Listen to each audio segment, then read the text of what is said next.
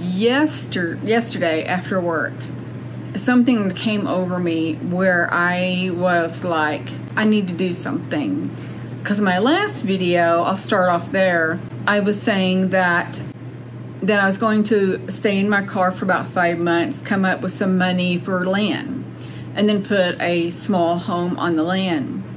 The more and more I thought about it, I was like, I don't want to leave Mouse. Mouse, I was going to ask the previous owner of Mouse if she would watch her for 5 months, maybe even 6. But I didn't want to do that to Mouse. I have done things with Mouse that I know she wouldn't, meaning I give her a powder of allergy cat medicine that I mix with treats, a pasty treat. She doesn't do that. She did the allergy treats, little balls of treats. And when I got her, she for some reason stopped eating those. If I sent her back, I don't know if the previous owner would carry on what I started. And I really felt bad for Mouse when I got her. And I even tried the really dusty cat litter, knowing she had allergies. And then I seen the litter that looks like pretty litter, the little crystal granules. I thought, well, I'm going to try that. So I did, and it helped her. Not completely, but it did help her. And I don't think that she will do that either. She claims that she gets the dusty cat litter, of course, and she puts the litter pan in a cabinet, like a dresser cabinet. And I don't remember if she said it had a sliding door or closing doors. And she said that she doesn't touch it for a month. And she had 1 or 2 more cats other than Mouse. And I was like, floor. Not meaning anything against her or anybody else that does that. But I feel like if you have especially more than 1 cat, you need to clean that poop out kind of often. But I'm not a cat specialist, so I don't know. But that's what I do. Even with the crystal granules in the litter that I get, I clean up the poop at least, well, once a day, because she poops once a day. And then I have to stir it around to make sure the urine gets all around instead of just one spot. That's what you have to do with that kind of litter. And this cat has been through so much that I could not see myself doing that to her. I'm an animal lover, and to know that somebody, not her, but in the past was rough with her, meaning she was a stray on the streets. Apparently she was smacked in the head quite often, because even now she will duck. So when I go to pet her head, I go really slowly where she sees my hand going, and I'll very gently rub her head. It makes me feel bad because she's so skittish still to this day. She's 5 or 6 years old. And so I didn't want to move her back to a previous owner to go through more trauma and then come back to me in 6 months and go through that again. So I felt really bad.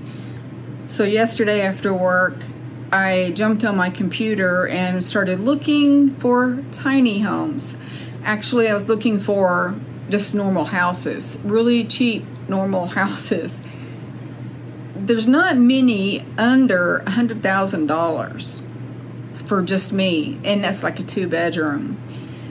And there was one that was barely over $200,000, and my payment was estimated to be over $1,000 a month.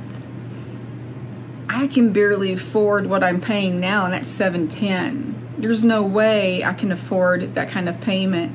I went through a little bit of a freak out moment and a little bit of panic, thinking I will never get out of this rut. And then I remembered seeing a tiny home in a tiny home community here, and I think it was a used tiny home. I'm not 100% sure, but it was $80,000. And looking at this one, I was like, oh my gosh, it was not only just cramped, but it had very minimal cabinet space. That's what I have now.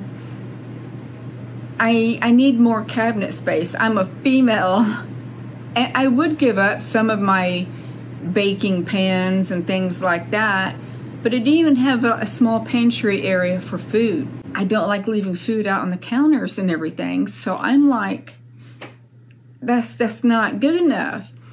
But I did some more searching, and there were more tiny homes with more cabinet space, and maybe even just a slight bit bigger than what I was looking at.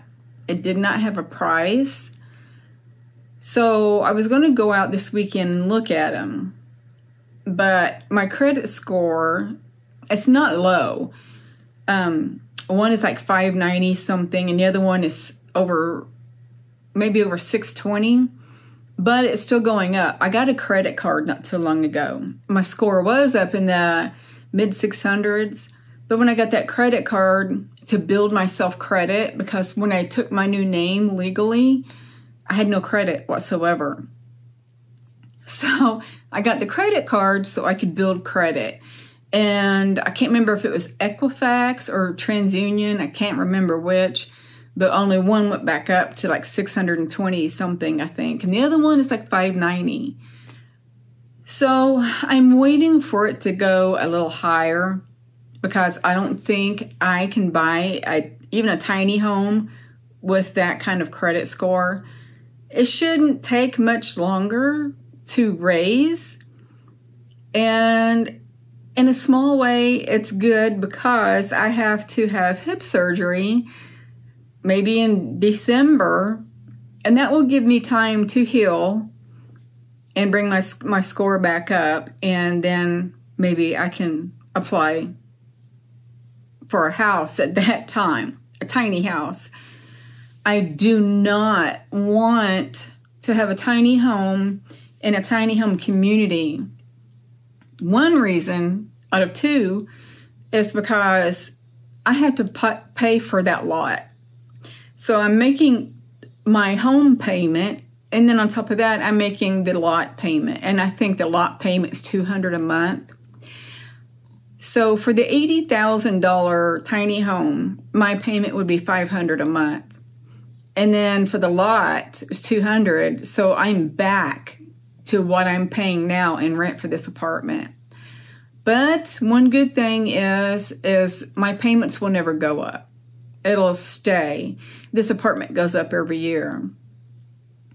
And the second thing that bothers me is it's not on my own land.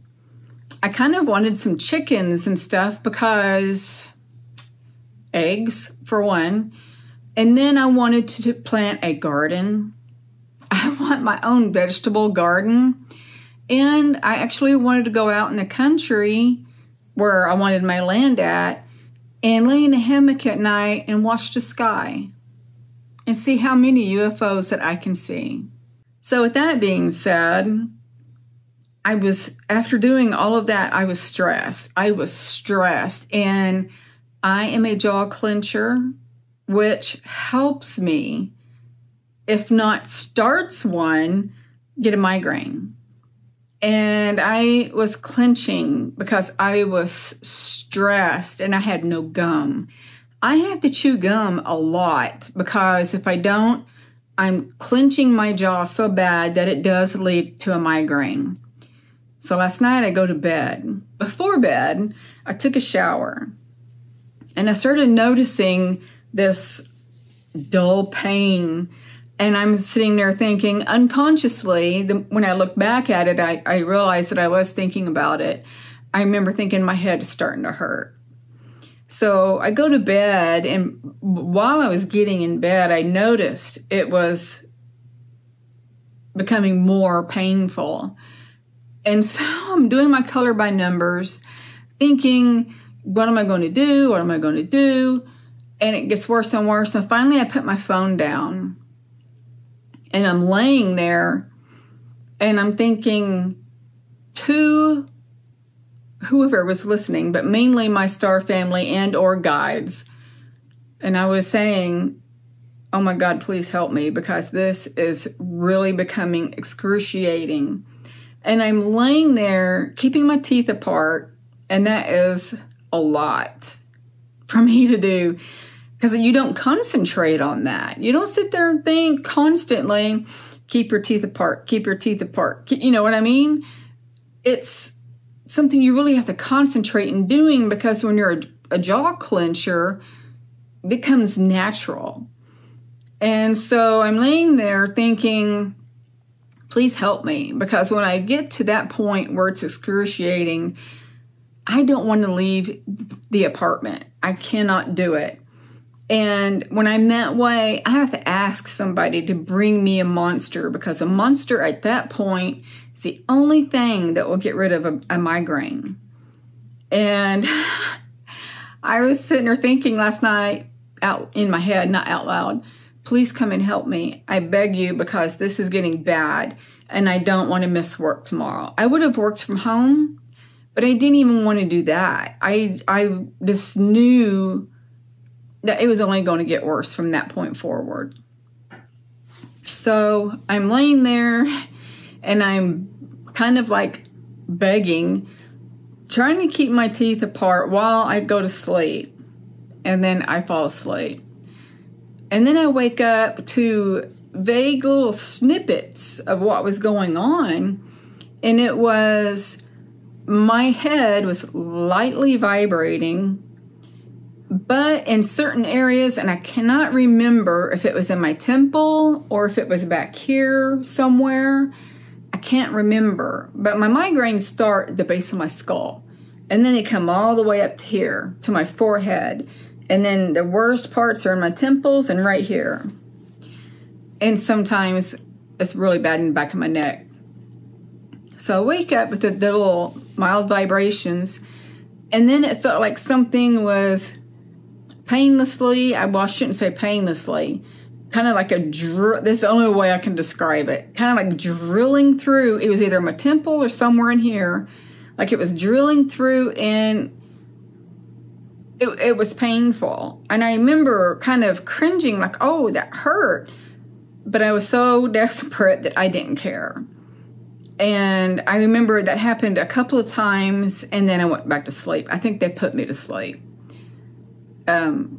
because it was bad. And what they were doing, they were helping me, but whatever they were doing sent like a jolt, just a sharp jolt of pain that wasn't excruciating, but it was just kind of like, ow, you know, ow. But then I fell asleep. And then this morning I woke up and I wasn't hurting at all. And I remember thinking, something happened last night. Something happened last night. And when that happens, that I know something happened, but I don't remember what, I continually think that way. And then little snippets will come to me, and then I remember, oh. And sometimes I don't remember everything, and sometimes I remember most of it, or all of it, depending on the situation, I guess. I just realized that I'm really close to my phone, so I'm hoping that when I edit this, I'm not really close to you.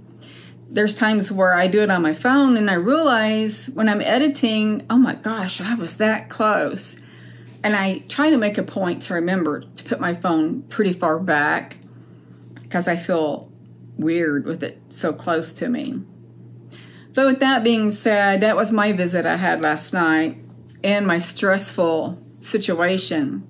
And actually, right before I got off of work, I got off at 5.